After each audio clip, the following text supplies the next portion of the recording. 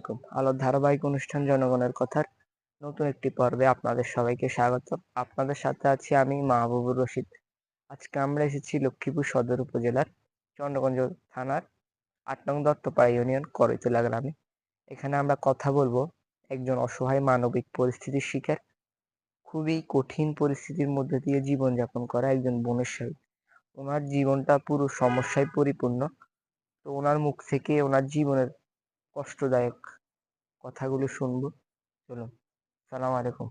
আসসালামু আলাইকুম। ওয়ালাইকুম আসসালাম কি ওয়া নাম রাহমাতুল্লাহ। আপনার? আলিয়া বেগম। বয়স কত আপনার? ৫০। পরিবারের সদস্য কয়জন আপনার? ৭ জন। কে কে আছে আপনার পরিবারে? আমার লগে আমার এক ছেলে আছে। ছেলেটা বিয়ে করে না। বিয়ে শাদী করিতে পারিনি আর ছেলেটা আমার সাথে।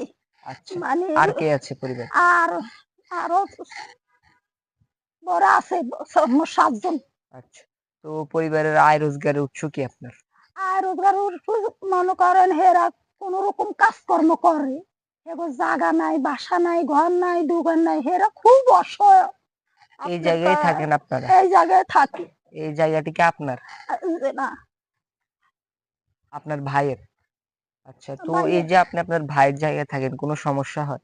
সমস্যা ওরা আমার বাইরে বউ খুব জঞ্জাট। ওই লেট্রিনের পানি টানি ঘর গিয়ে একটু লেট্রিনটা পরিষ্কার করে না।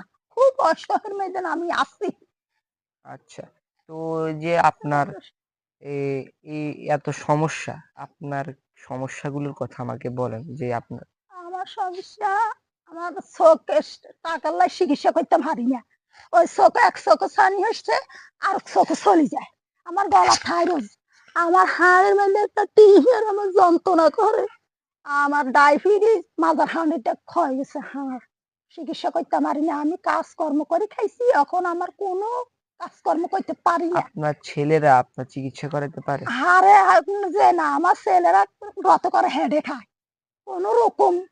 মারের চিকিৎসা করছে, এখন পারে না, ওনারা চলতে পারে না। ওলাগো কোনো রুজি রোজগার নাই। এই যে আপনার এই টিউমার, খুবই ভয়ানক পরিস্থিতি আছে, দেখছেন দর্শক আপনারা। ওনার টিউমারটা এই যে, তো ওনার খুবই করুণ অবস্থা, উনি চিকিৎসা করাতে পারতেছেন না। তো ডাক্তার যে দেখাইছেন, ডাক্তারের ভাষ্য কি, ডাক্তারের কি মন্তব্য? ডাক্তারের মন্তব্য হয়েছে অপারেশন করতাম। জি। এটা আর চোখ অপারেশন করতাম। আচ্ছা, তো টাকা লাই হারি না, টাকা তো বহুত লাগে, গরিব মানুষ ভাত খেতে পারি না। তো আচ্ছা, আপনি আগে কিভাবে চলতেন? আগে চলছি, মানুষের এই তো দানের কাম করছি, বা দান হিতে করছি, খাইছি। দান দিত, চাইল দিত, বাদ দিত, খাইতাম।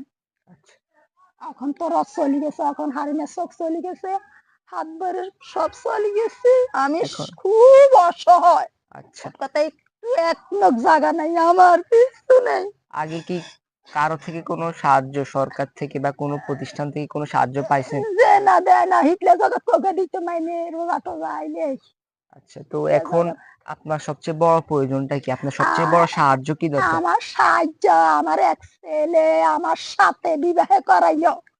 এখন জাগা বাসালা বিবাহ করাইতে পারি না। হেরে একটু ইয়া দিত, মানে পরীক্ষায় বেলায় একটু রিক্সা, আমার থাকার লাই একটা ঘর দিলে, যাক আর চিকিৎসা লাগে টাকা দিলে কিছু। আমি দোয়া করি, আমি আপনার কাছে হাত বাড়াইছি, আপনার কাছে সাহায্য চাই। আপনার কাছে দোয়া করি, আপনার কাছে আমি সাহায্য চাই বাবা, আপনার কাছে সাহায্য। আচ্ছা, আপনার কাছে যদি আল্লাহ দিলে তো রহমত দেয়। আপনাকে অনেক ধন্যবাদ আমাদেরকে এতক্ষণ সময় দেওয়ার জন্য। আমি আশা করি আপনার কথা কেউ শুনবে এবং আপনার এই বিপদে আপনার পাশে কেউ দাঁড়াবে। তো আপনাকে ধন্যবাদ। তো সুপ্রিয় দর্শক, আসসালামু আলাইকুম। আমরা শুনেছি বোনের মুখ থেকে ওনার অসহায়, খুবই অসহায় জীবনের কথা। উনি ডাক্তার দেখাইছেন, ওনার রিপোর্ট আছে, কিন্তু উনি চিকিৎসা করাতে পারতেছেন না। বাকি উনি অনেক ডাক্তার দেখাইছেন, এই যে ওনার রিপোর্ট। আলেয়া বেগম, উনি ডাক্তার অপারেশন করাতে বলছে, উনি অপারেশন করানোর জন্য ওনার ইয়ে নাই, সেই সামর্থ্য নাই। ওনার ছেলেরা ওনার তেমন খোঁজ খবর নেয় না, ছেলেরা অসহায়, ছেলেদেরও কোনো জায়গা জমি নেই। ওনার টিউমারটা খুবই কঠিন